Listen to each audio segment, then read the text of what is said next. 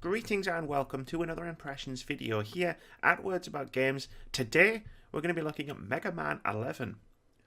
Mega Man is a platforming shooter franchise that Capcom created back in 1987 for the Nintendo Entertainment System in the era of the dying arcades, in which you get to select and play through the levels in any order via a selection of bosses known as Robot Masters. By reaching the end of the stages and defeating the bosses, you gain their abilities. Its tight gameplay and rewarding but punishing difficulty was a huge source of inspiration behind games such as modern classics like Shovel Knight and Kero Blaster. But after an 8-year nap, Mega Man is back and feeling the freshest he's seen since 1993's Mega Man X.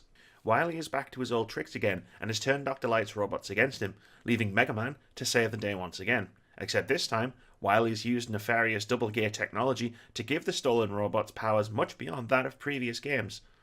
Luckily, Mega Man also obtains these powers, leading to some exciting and satisfying new gameplay twists. The two defining new features of this game are the ability to temporarily boost your weapon and abilities capabilities, or to slow down time.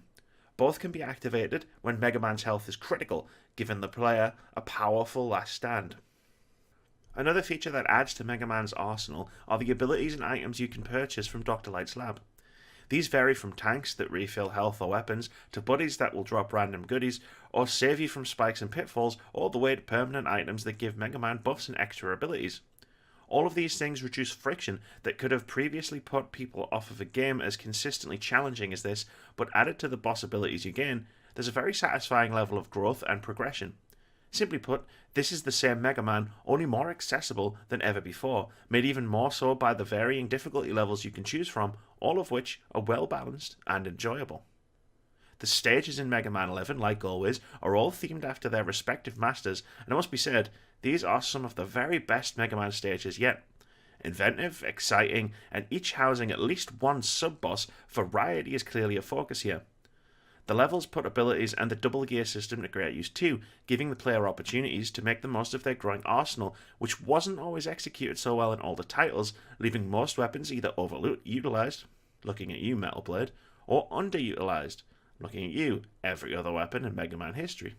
The bosses too benefit from the double gear system. The rock, paper, scissors approach is still very relevant.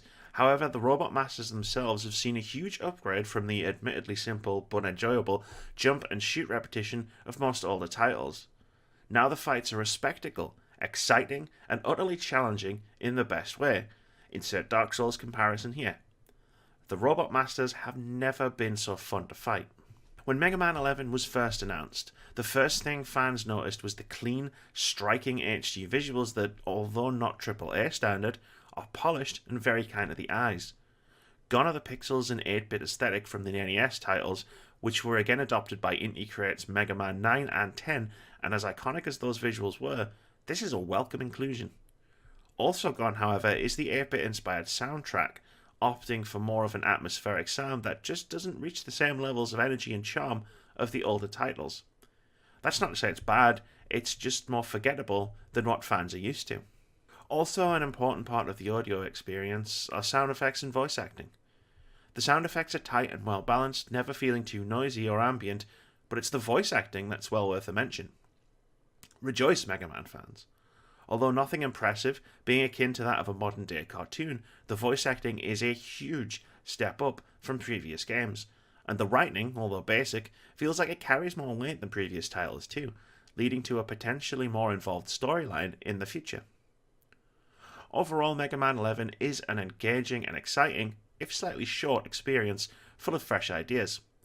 The bonus content and vast amount of replayability will have most players coming back over and over, but for one and done gamers, the asking price may be too much to justify a purchase. As a long-time fan of Mega Man, I was very satisfied, but left wanting more. Not because of its length, coming in at 4 hours 32 for a Mega Man veteran on normal difficulty setting, but because it was just so much fun. Thank you very much for watching this video, guys. If you've enjoyed it, please keep it here at Words About Games. We've got tons of content, including our weekly podcast, more impressions videos, patch notes, and our weekly indie game of the week. We also stream over on Twitch at twitch.tv/wordsaboutgames every Monday, Thursday, and Saturday. And most importantly, have a great day.